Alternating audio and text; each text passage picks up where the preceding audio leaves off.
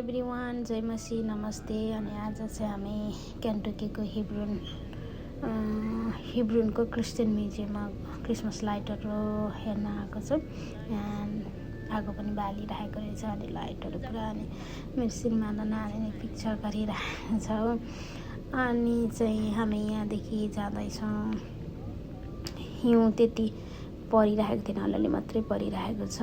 अनि हिउँ पनि खेल्ने इन्जोय गर्ने भनेर आएको। त जाडो कस्तो भइरहेको छ अनि हातहरू थिराइरहेको छ। हामी पन्जार केही नभइकन गएको थियौँ हो। अनि यहाँदेखि सिधै हामी म्युजियमभित्र गइरहेको छौँ। अनि कति राम्रो डेकोरेसनहरू हेर्न, माई गुडनेस, नानी क्या एक्साइटेड भइरहेर गइरहेको छ। अनि यहाँदेखि तलतिर पनि जाने बाटो थियो तर क्लोज छ, आज हिउँ परेर होला हो। आज सबै ठाउँ भिजिट गर्न नपाइने रहेछ, हामी गइरहेको छ। क्लोज भइरहेछ। यहाँदेखि सिधै पर पनि आगो बालिरहेको छ अनि त्यहाँ पनि आगो ताप्नको लागि हामी गइरहेको छौँ। ती राम्रो डेकोरेसन। यदि तपाईँहरू पनि भिजिट गर्न क्रिसमस लाइटहरू हेर्नु मन छ भने अनि तपाईँहरू आउन सक्नुहुन्छ हिब्रोन केन्टकी क्रिस्चियन म्युजियममा।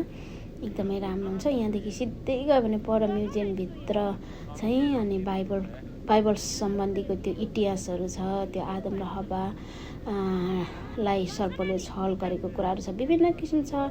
कति ओल्ड कुराहरू छ, सबै बाइबल्सको इतिहासहरू छ, आदम हव्वाको बारेमा छ। राम्रो छ। कतिजना त आइसक्नु भयो होला। यदि कोही आउनु बाँकी छ भने तपाईँहरू आउन सक्नुहुन्छ है। कति राम्रो छ। हामी गइरहेको छौँ, थाहा छैन, तर आज हिउँ परेकोले कति ठाउँ क्लोज पनि भइरहेको रहेछ कि थाहा छैन कस्तो छ भित्र चाहिँ भिजिटहरू। हामी चाहिँ गइरहेको छौँ। अनि एभ्री इयर फ्री हुन्छ क्रिसमसको समयमा। पार्किङ लटको मात्रै पैसा लिन्छ। लास्ट इयर त $10 थियो, दिस इयर त $15 रहेछ हो। माई गुडनेस, कति साह्रो महँगी बढेको।